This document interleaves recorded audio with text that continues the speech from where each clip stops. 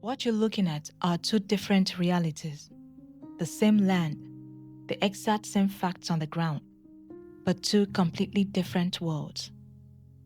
One is the world of the promise, vast, abundant, flowing with goodness, a future written by the hand of God.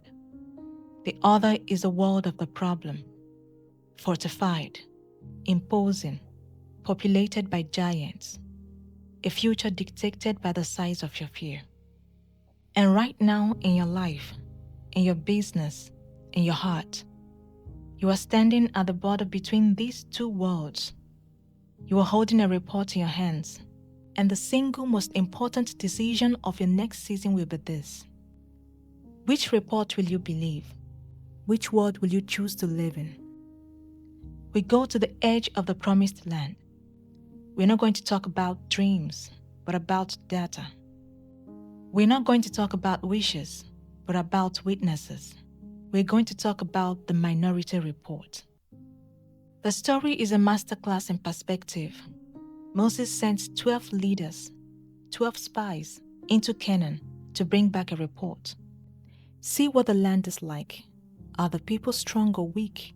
Few or many? Are the towns fortified or open? They go. They see the same things. They gather the same data. And they return with the fruit. A single cluster of grapes so large it has to be carried on a pole between two men. It is undeniable proof of the land's absurd abundance. It is the physical evidence of the promise. Then they give their report. 10 of them begin with the facts. It does flow with milk and honey. Here is the fruit. But then comes the however, the pivot point where facts get filtered through fear. However, the people who live there are powerful. The cities are fortified and very large. We saw the descendants of Anak there, the giants. We seemed like grasshoppers in our own eyes, and we looked the same to them. Do you hear the algebra of fear? Fact, giants, plus comparison, us versus them, plus assumption, the view of us, equals conclusion. We can't. They moved from observation to identity in one fatal leap. We saw giants, therefore we are grasshoppers.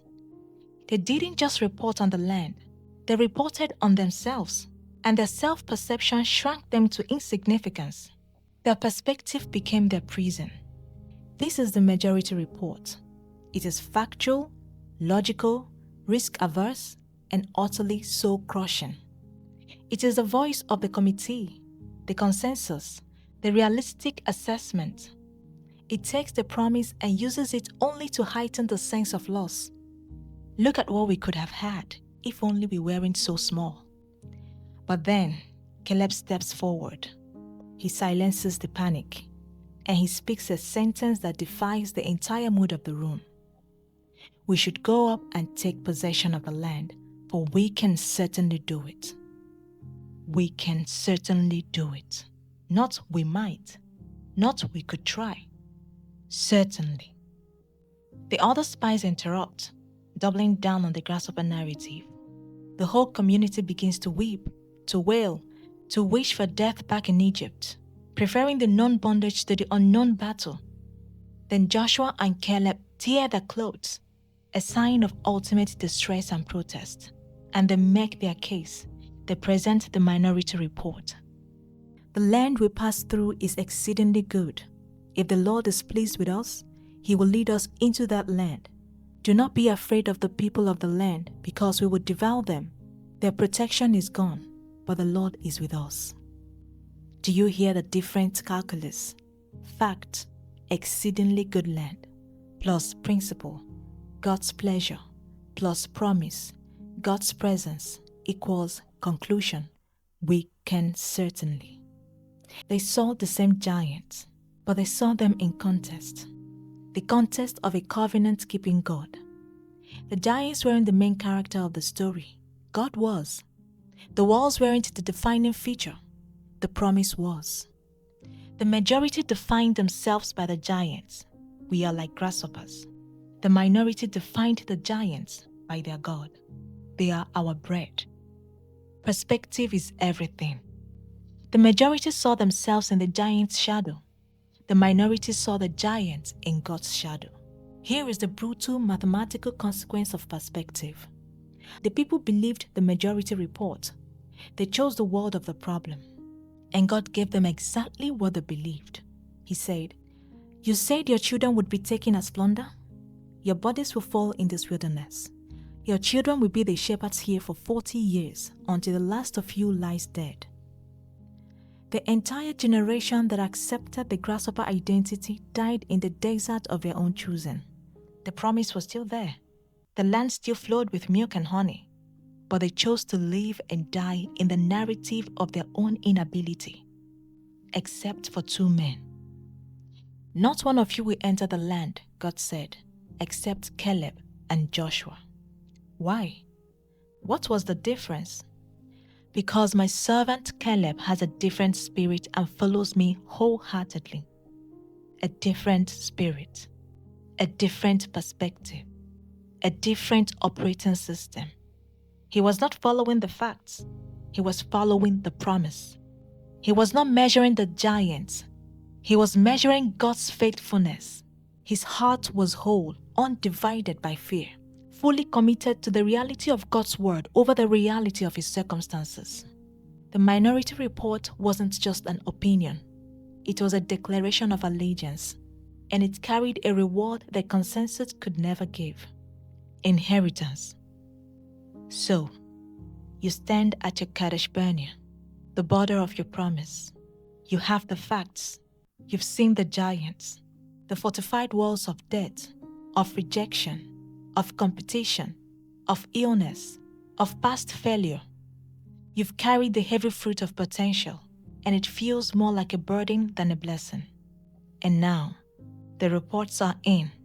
The majority report is playing on a loop in your mind, on social media, and the well-meaning advice of fearful friends.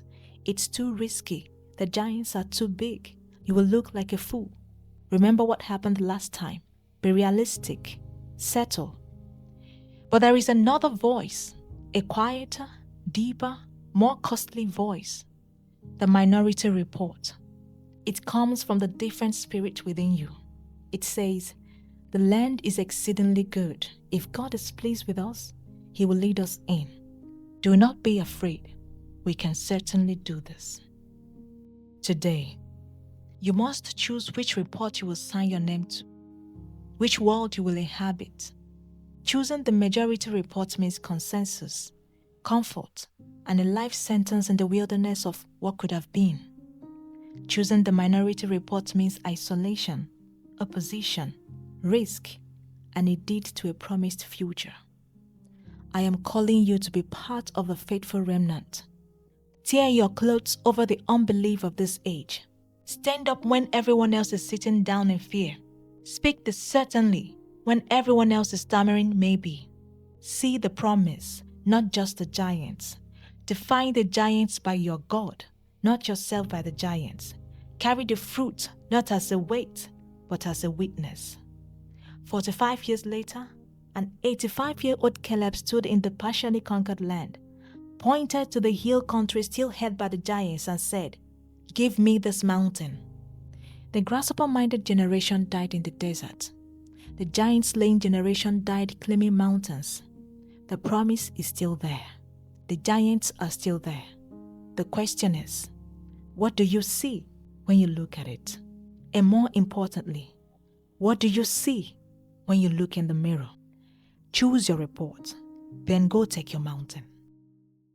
I see the wall, I see the wave, I see the mountain they say can't be moved. I see the fear knocking at my door. I see the faces that don't approve. But seeing isn't believing now. Seeing is just the view. So if you say go, my feet are gone. If you say mine, I'm taking hold. Fear may come, but it won't stay long. Your word is warmer than my coat. I'm not backing down. I fix my eyes above the wave. Your promise is the ground. I'm not backing down. I'm not backing down. Who are you? Oh, problem. Your day is bigger than you. They speak their minds, they mean it well.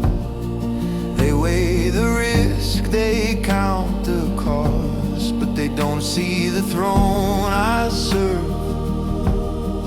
They don't know what the promise costs. Your word went out, it won't return, and I won't either, Lord. So if you say go, my feet are gone. If you say mine, I'm taking hold. Fear may come, but it won't stay long. Your word is warmer than my coat. I'm not backing down. I'm not backing down. I'm not backing down. I fix my eyes above the wave. Your promise is the ground. I'm not backing down. I'm not backing down. Who are you? Oh, problem. Your day is bigger than you. No matter your size, no matter your shape, no matter your form, no matter your age, you are the shadow, he is the flame. You are the question, he is the name.